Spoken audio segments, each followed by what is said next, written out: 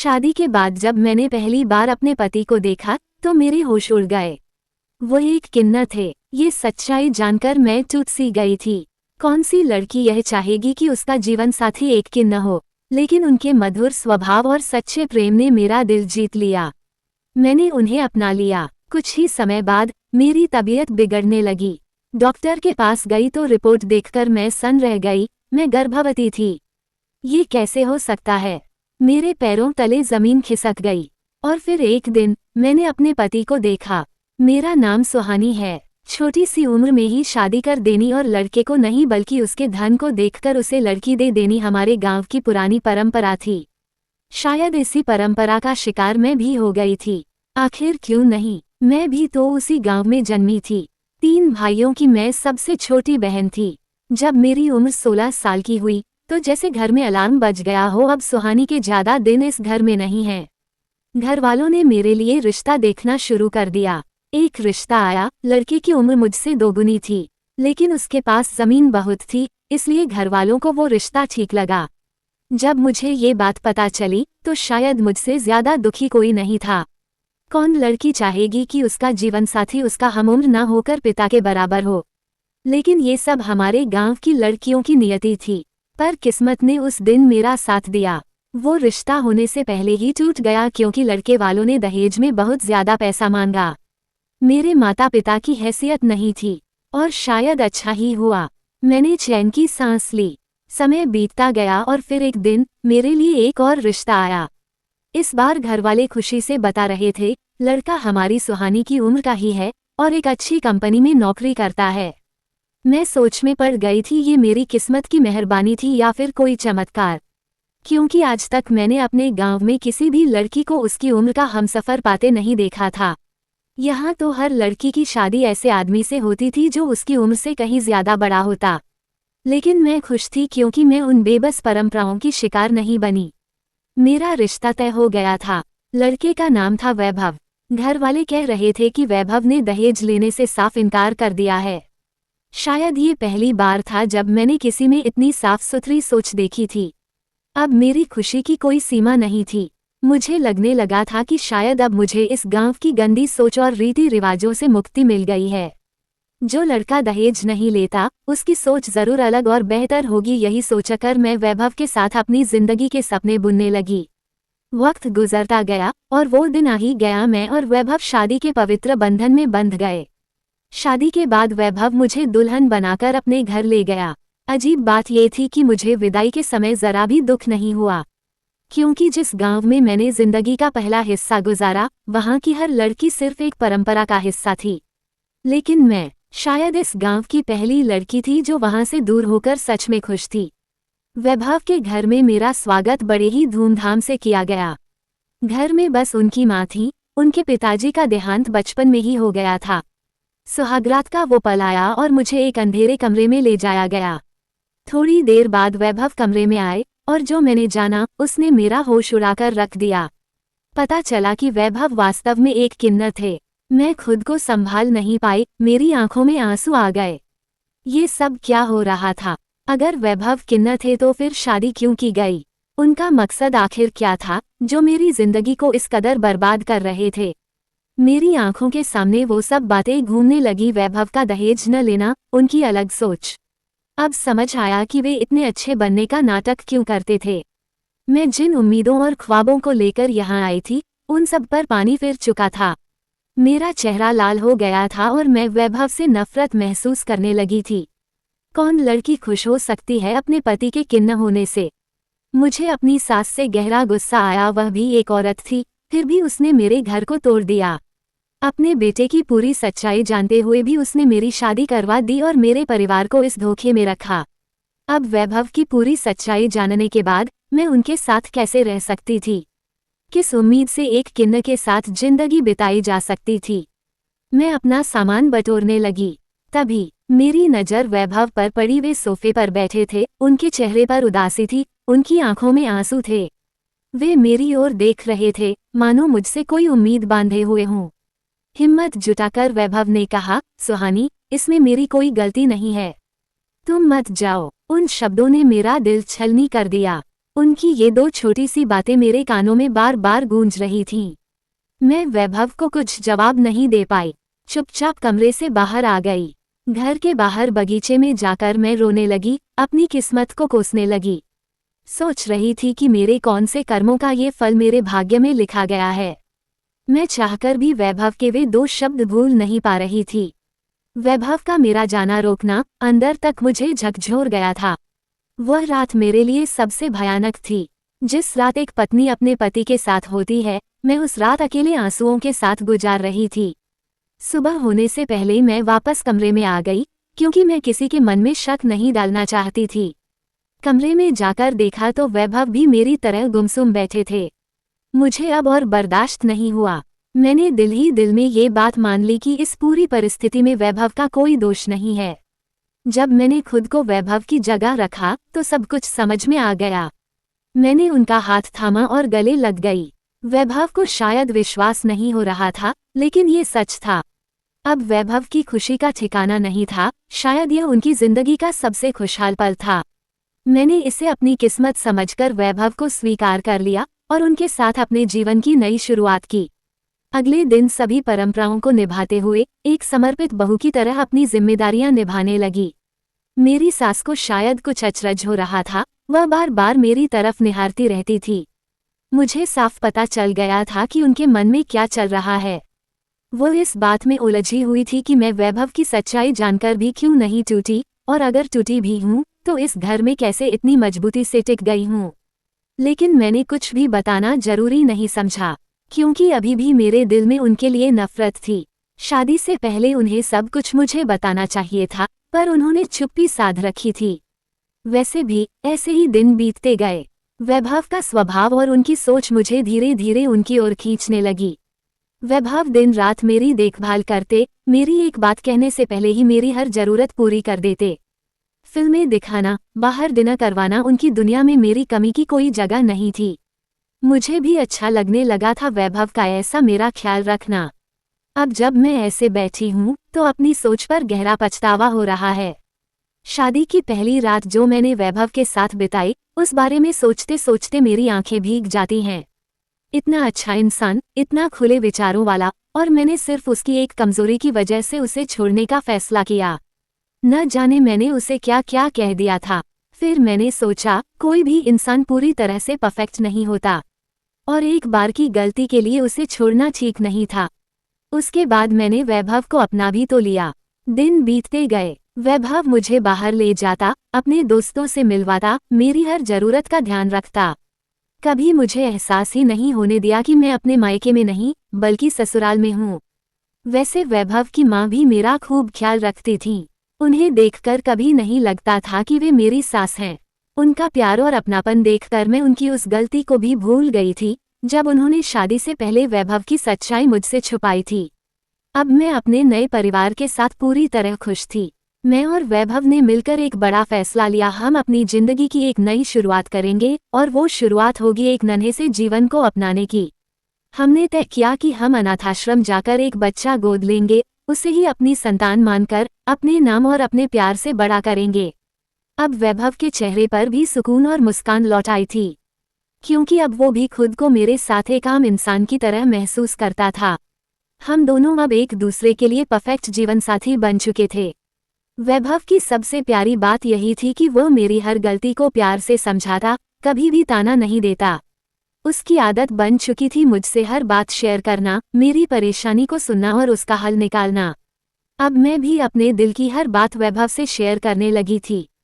हमारी जिंदगी अब खिलखिलाहटों और समझदारी से भरी हुई थी। इन्हीं हंसी खुशी के दिनों में एक दिन मैं किचन में काम कर रही थी, तभी वैभव घर लौटे।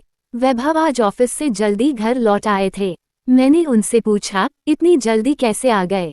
तो वैभव ने कहा, मुझे काम के सिलसिले में दिल्ली जाना है, वहाँ 2-3 दिन लगेंगे। इतने में मेरी सास भी कमरे से बाहर आ गईं और उन्होंने भी वैभव से जल्दी आने का कारण पूछा। वैभव ने बताया, मुझे दिल्ली जाना है 2-3 दिन के लिए। क्या तुम दोनों अकेले सब मैनेज कर पाओगी? मैंने हंसकर कहा, हाँ वैभव, क्यों नहीं। वैसे भी काम के सिलसिले में इधर उधर जाना चलता रहता है। और हमारा पड़ोस भी बहुत अच्छा है, जरूरत पड़ने पर मदद के लिए आते रहते हैं। मैंने वैभव का पूरा साथ दिया और उन्होंने दिल्ली जाने की तैयारी शुरू कर दी। वैसे तो 2-3 दिन जल्दी ही बीत गए। वैभव आज वापस घर आ चुके थे, पर थकान की वजह से जल्दी ही सो गए। हमारी ज्यादा बात नहीं हो पाई और मैं भी जल्दी ही सो गई। अगले दिन वैभव ने दिल्ली में हुई अपनी सारी बातों को मुझे बताया कि उन्होंने वहाँ क्या काम किया, किन किन लोगों से मिले और वहाँ की क्या क्या बातें हुईं। ऐसे ही बातें करते करते मुझे पता ही नहीं चला कि कब नींद आ गई। अब तो ये रोजाना का नियम बन गया था। शाम को खाना खाने के बाद हम सबको दूध पीने की आदत थी। माँ जी को उनके कमरे में दूध देने के बाद मैं अपने कमरे में वैभव और अपने लिए अलग अलग गिलास लेकर आती। फिर हम दोनों साथ मिलकर दूध पीते। दूध पीते ही मेरा सिर भारी होने लगता और नींद मुझे चुरा ले जाती। मुझे कुछ भी समझ नहीं आता। कुछ दिनों तक मैंने इसे गंभीरता से नहीं लिया। मुझे लगा कि दिन भर के थकावट की वजह से जल्दी नींद आ जाती है, और वैसे भी पूरा दिन घर का काम होता है, दिन में भी मैं सो नहीं पाती, तो रात को जल्दी नींद आना स्वाभाविक था। लेकिन मन ही मन मुझे थोड़ा अजीब भी लग रहा था। वैभव तो पूरे दिन ऑफिस में मेहनत करते हैं, फिर रात को मेरे साथ दिल की बातें करने बैठते हैं और मैं जल्दी ही सो जाती हूँ। पता नहीं वैभव को कैसा लगता होगा। फिर एक दिन मैंने वैभव से कहा, वैभव, मुझे नहीं पता क्या हो रहा है, दूध पीते ही नींद आने लगती है। शायद दिन भर की थकान हो, लेकिन आप इसे गलत मत समझना। तभी वैभव हंसने लगे और बोले, पगली, मैं कहाँ तुम्हें गलत समझ रहा हूँ। मुझे पता है कि पूरा दिन काम करते करते तुम थक जाती हो और रात को थोड़ी देर आराम करती हो। तुम्हें कब नींद आ जाती है, तुम्हें खुद पता नहीं चलता। फिर हम दोनों थोड़ी देर इसी तरह बातें करते रहे। फिर वैभव ऑफिस के लिए निकल गए। लेकिन कुछ दिनों से मैं एक बात गहराई से सोच रही थी, रात को जल्दी सो जाना और सुबह उठते ही मेरे शरीर में हलचल महसूस होना, जैसे किसी ने मुझे छुआ हो, और मेरा शरीर भारी महसूस करता था, जैसे मैंने बहुत शराब पी ली हो। फिर खुद पर हंस पड़ती, ऐसा कैसे हो सकता है। मगर पता नहीं, मेरे मन में अजीब अजीब ख्याल आने लगे थे। खैर, मैंने इन सब बातों को दरकिनार कर दिया और काम में लग गई। ऐसे ही चल रहा था मेरा दिन। फिर एक दिन घर में काम करते करते मुझे अचानक चक्कर आने लगे। मैं सोफे पर बैठ गई। मुझे समझ नहीं आ रहा था कि ये चक्कर क्यों आ रहे थे, कहीं मेरी सेहत में कोई कमजोरी तो नहीं आ गई। खैर, मैं अपने ही विचारों में खोई हुई थी। फिर उठकर मैंने दवाई ली और काम में लग गई। लेकिन मेरी हालत में कोई सुधार नहीं हुआ, जैसे मेरे चक्कर आना बंद ही नहीं हो रहे थे। साथ ही मुझे उल्टियां भी होने लगीं। मैंने अपनी सास से कहा, माँ, शायद मुझे बुखार आ रहा है, इसलिए मेरी तबीयत ठीक नहीं लग रही। तो माँ ने कहा, बेटा, तुम अपने कमरे में जाकर आराम करो, बाकी काम मैं देख लूंगी। लेकिन मैंने मन ही मन ठाना कि नहीं, मैं थोड़ी देर आराम करके फिर काम पूरा करूंगी। इसलिए मैंने कहा, माँ, आप मत करो, मैं थोड़ी देर बाद वापस आकर सब निपटा दूंगी। फिर मैं अपने कमरे में चली गई और आराम करने लगी। लगभग 8 घंटे आराम करने के बाद जब मैं उठकर नीचे आई, तो मुझे कोई राहत नहीं मिली। फिर से वही चक्कर आने लगे। मैंने मन ही मन सोचा कि दवाइयों से मेरी तबीयत में कोई सुधार नहीं हो रहा, अब डॉक्टर को दिखाना ही पड़ेगा। डॉक्टर को दिखाती हूँ ताकि मेरी बीमारी ज़्यादा गंभीर न हो जाए। वैसे भी मैं घर में काम करने वाली इकलौती थी। मेरी सास भी ठीक से स्वस्थ नहीं थी, अक्सर उनके घुटनों में दर्द रहता था, जिससे वे ठीक से चल भी नहीं पाती थीं। अगर मैं भी ज़्यादा बीमार हो गई तो घर का सारा काम कौन करेगा। वैभव को भी सुबह सुबह अपने काम पर जाना होता है, और हमारा पूरा परिवार वैभव की नौकरी पर निर्भर करता है। मैं नहीं चाहती कि किसी के काम में कोई बाधा आए, इसलिए मैंने नहाकर डॉक्टर के क्लिनिक का रुख किया। डॉक्टर ने मेरा चेकअप किया और कहा, तुम्हें ब्लड टेस्ट कराना होगा। रिपोर्ट आने के बाद ही पता चलेगा कि दिक्कत क्या है। मैंने अपनी रिपोर्ट करवाई और घर आ गई। सोचा अभी रिपोर्ट आने में थोड़ा वक्त लगेगा, इसलिए घर चली आई। घर जाकर मैंने माँ जी को चाय वगैरह बनाकर दी। 2-3 घंटे बाद डॉक्टर का फोन आया, उन्होंने मुझे क्लिनिक पर बुलाया। जब उन्होंने हाथ में रिपोर्ट देते हुए कहा, बधाई हो, तुम माँ बनने वाली हो, सुनते ही मानो मेरी पूरी दुनिया ही टूट गई। मैं कांपने लगी, मेरे रोंगटे खड़े हो गए। आखिर यह क्या हो रहा था। जब ये खबर किसी विवाहित औरत को मिलती है तो खुशी का ठिकाना नहीं होता, लेकिन मेरे चेहरे पर तो दुखों का बादल छा गया था। डॉक्टर ने मेरी उदासी देख पूछा, क्या हुआ? आपको खुशी नहीं हुई? लेकिन मैं डॉक्टर को क्या बता सकती थी। खैर, मैंने झूठी मुस्कान के साथ रिपोर्ट ले ली और कहा, ठीक है, मैं घर चलती हूँ। फिर मैं अपने घर की ओर चल पड़ी। अब तो मेरा पूरा सिर घूम रहा था। घबराहट के मारे मेरी सांसें थम सी गई थीं। मुझे कुछ भी समझ नहीं आ रहा था कि आखिर यह सब कैसे हो गया। वैभव तो एक किन्न है, तो मैं कैसे उसके लिए दिल बना पाती। वैसे भी आज तक मैंने किसी भी लड़के को वैभव की नज़र से देखा तक नहीं था। मैं अपने थके हुए कदमों से घर की तरफ चल पड़ी। मेरा एक भी कदम आगे बढ़ाना मुश्किल हो रहा था। मेरी आंखों में आंसू थे और मेरा पूरा शरीर पसीने से तरबतर था। मेरे मन में बार बार यही सवाल उठ रहे थे, परिवार वाले क्या सोचेंगे? जब सबको पता चलेगा कि वैभव क्या है और मैं गर्भवती हूँ, तो वे मेरे बारे में क्या कहेंगे? क्या वे मुझे चरित्रहीन समझेंगे? परिवार के लोगों का विश्वास, उनका प्यार, सब कुछ मेरे लिए टूटता हुआ लग रहा था। मैं बिना किसी गलती के ही सबका भरोसा खोती जा रही थी। लेकिन आखिर में ये सब किससे कहूँ? तभी मेरे मन में आया कि मैं इस बारे में वैभव से बात करूँ। शादी से लेकर अब तक जब भी कोई मुश्किल आई, वैभव ने मुझे हिम्मत दी और मेरा साथ दिया। वो हमेशा मुझे समझता रहा, लेकिन फिर मेरे कदम रुक गए। मैंने सोचा, क्या वैभव मेरा साथ देने से मना कर देगा? क्योंकि कौन ऐसा इंसान होगा जिसे पता चले कि उसकी पत्नी गर्भवती है और वो बिना छुए उसे बर्दाश्त कर सके। खैर, जैसे तैसे मैं घर पहुंची और सीधे अपने कमरे में जाकर रोने लगी। थोड़ी देर बाद मुझे अपनी सास के आने की आवाज़ सुनाई दी। मैंने झट से अपने आंसू पोंछ लिए और खुद को सामान्य कर लिया ताकि उन्हें कुछ पता न चले। सास ने पूछा, क्या हुआ बहू? कोई बड़ी तकलीफ तो नहीं है न? मैंने कहा, नहीं नहीं मांझी, बस थोड़ा बुखार और थकान थी, इसलिए चक्कर आने लगे थे। बाकी सब ठीक है। सास ने कहा, ये तो अच्छी बात है, तुम अपनी सेहत का ध्यान रखो। काम में ज्यादा मत पड़ो। 2 दिन आराम करो। वैभव को फोन कर देना, वह तुम्हारे लिए ताज़ा और ताकतवर फल ले आएगा। मैं मन ही मन सोच रही थी, आप जिस बहू का इतना ख्याल रखती हैं, उसी बहू ने तो आपका नाम ही डुबो दिया है। मुझे कुछ समझ नहीं आ रहा था कि यह बच्चा किसका है। बार बार मेरी आंखों से आंसू टपक रहे थे, फिर भी खुद पर विश्वास था कि मैंने आज तक कोई गलत काम नहीं किया। मुझे नहीं लग रहा था कि इसमें मेरी कोई गलती है, मगर मेरे सामने फिर वही बात आ गई। रात को मेरा जल्दी सो जाना, सुबह उठते ही सिर भारी होना और मेरे शरीर में ऐसी हलचल महसूस होना मानो किसी ने मुझे गलत तरीके से छुआ हो। मुझे बार बार लगता था कि कहीं न कहीं मेरे साथ जरूर कुछ गड़बड़ हो रहा है। मैंने अपनी सास से बात करने का मन बनाया, लेकिन जब उनके कमरे के बाहर पहुंची तो अचानक अपने कदम पीछे मोड़ लिए। सोचा, उनकी तबीयत पहले से ही ठीक नहीं है, अगर मैं ये बातें उन्हें बताऊंगी तो शायद उनकी तबीयत और खराब हो जाएगी। अगर उनकी तबीयत ज़्यादा बिगड़ी तो यह मेरे लिए भी समस्या बन जाएगी।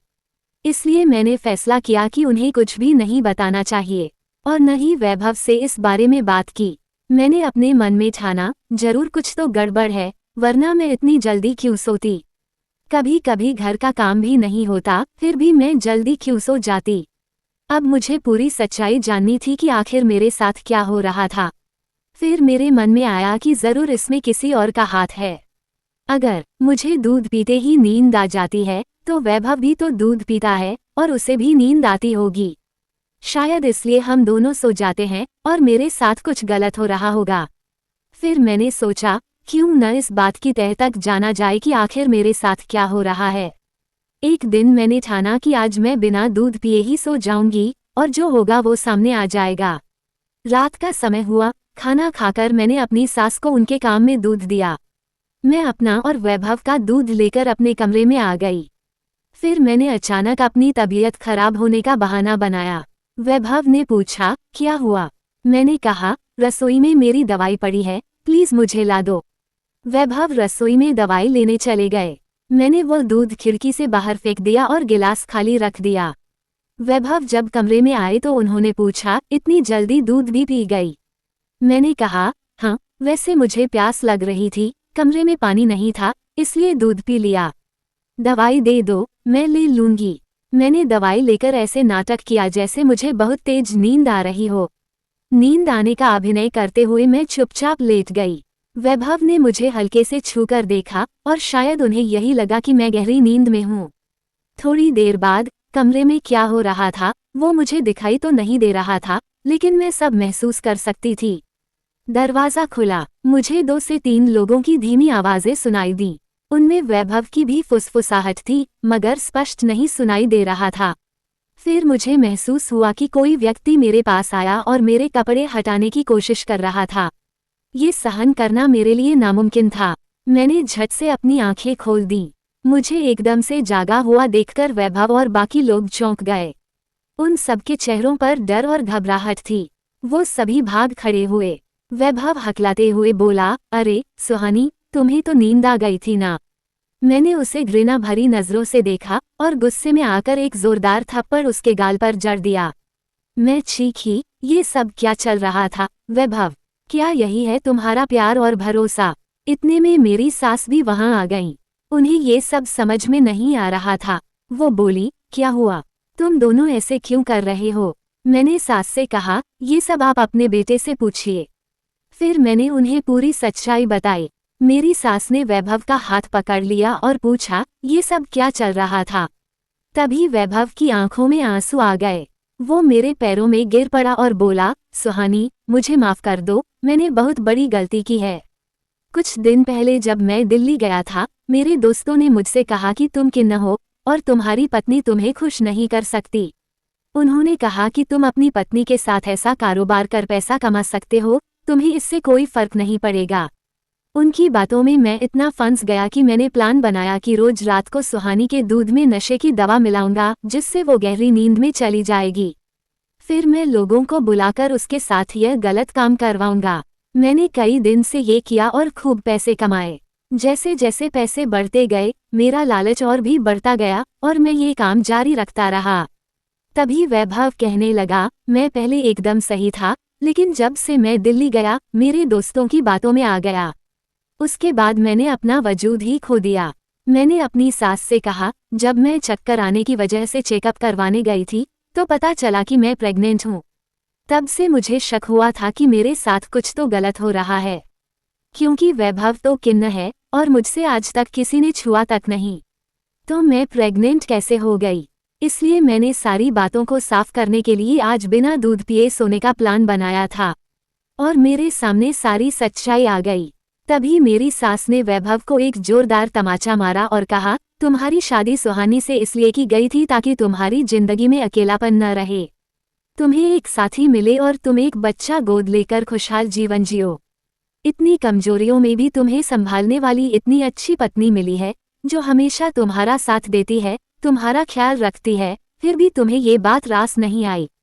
मैं कमरे से बाहर आ गई और रोते हुए सोचने लगी, जिस इंसान पर मैंने विश्वास किया, जिसकी कमजोरी को जानते हुए भी उसका साथ दिया, उसी ने कुछ पैसों के लिए इतनी घटिया हरकत कर डाली। इतना शरीफ, समझदार और अच्छा दिखने वाला वैभव इस हद तक गिर सकता है, ये मैंने कभी नहीं सोचा था। अब मेरी आंखों में सिर्फ आंसू थे। दोस्तों, वीडियो कैसा लगा कमेंट करके ज़रूर बताएं। वीडियो को लाइक करें और चैनल को सब्सक्राइब करना न भूलें।